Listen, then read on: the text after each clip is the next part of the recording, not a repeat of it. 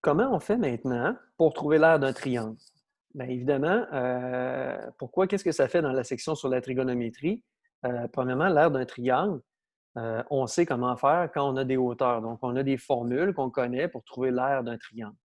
Mais dans une situation comme celle-là, où est-ce qu'on n'a aucune hauteur, on ne peut pas utiliser notre bagage mathématique pour trouver l'aire. C'est là qu'entrent en jeu certaines formules trigonométriques qui vont nous donner l'aire des triangles. Donc, c'est des outils supplémentaires pour trouver des aires de triangles avec des mesures qui manquent. Alors, l'aire d'un triangle avec l'aide de la trigonométrie, ici, elle peut être définie comme ça. Donc, ça peut être A multiplié par B, multiplié par le sinus de l'angle qui est entre les deux côtés A et B, divisé par 2. Donc, bien important, on va répéter ça avec la couleur. Donc, ça va être la mesure du côté A multiplié par la mesure du côté B, multiplié par le cosinus, le sinus de l'angle en C ici. Désolé de l'erreur, j'essaie de travailler les outils en même temps. Alors, tout ça ensemble, l'angle doit absolument être entre les deux côtés ici. Sinon, on ne peut pas appliquer cette formule d'air-là. Tout ça divisé par 2 va donner l'aire du triangle qu'on voit ici. Évidemment, ben, vous me voyez venir, il y en a d'autres. Donc, on peut le voir différemment aussi. Donc, on peut se dire, bon, ben, parfait, c'est B multiplié par C, multiplié par le sinus de l'angle ici en A qui est entre le côté B et C, divisé par 2, va donner aussi l'aire du triangle. Finalement, la dernière possibilité, c'est la mesure du côté A multipliée par la mesure du côté C, multipliée par la mesure de l'angle ici en B, entre les deux côtés, comme tout à l'heure, comme les deux cas précédents, ça va donner, tout ça divisé par 2, va donner l'aire du triangle.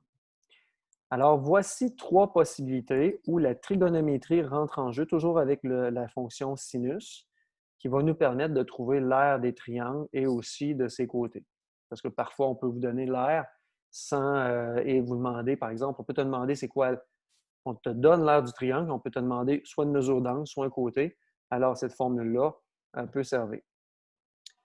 Maintenant aussi, il y a une autre formule qui s'appelle la formule de Héron, qui est aussi une formule qui peut être utilisée sur des triangles qui ne sont pas rectangles. La formule de Héron, elle est un peu impressionnante au départ qu'on la voit, mais une fois qu'on rentre les valeurs à l'intérieur, elle se simplifie énormément.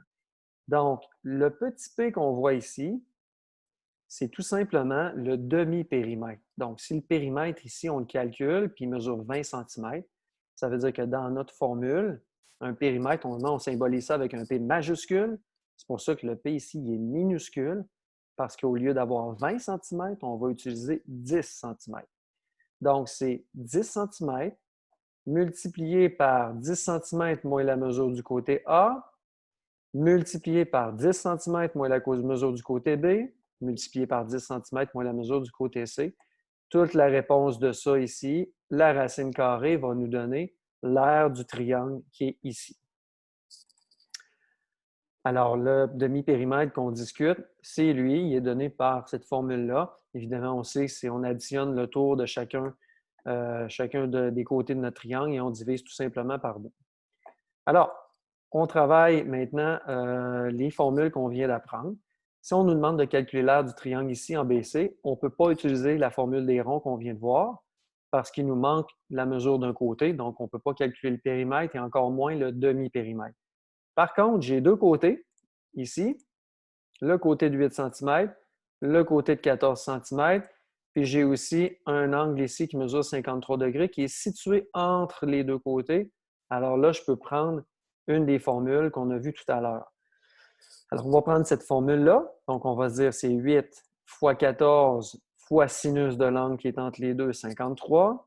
La réponse du numérateur divisé par 2 va donner 44,72 approximatif centimètres carrés. Donc, directement comme ça. On n'a pas d'auteur, on ne peut pas utiliser basse hauteur divisé par 2, alors on se rabat sur la formule de l'air avec le sinus à l'intérieur. Une situation maintenant où on peut utiliser la formule de Héron, c'est une situation où est-ce qu'on a les trois côtés. Donc, la première étape, ça va être le calcul du demi-périmètre. Donc, le demi-périmètre, on va faire 19 plus 22 plus 16, tout ça divisé par 2. On trouve que le demi-périmètre est à 28,5. Parfait. On remplace ça maintenant dans la formule de Héron. Alors, on remplace le 28,5 partout où il y a des petits P en vert.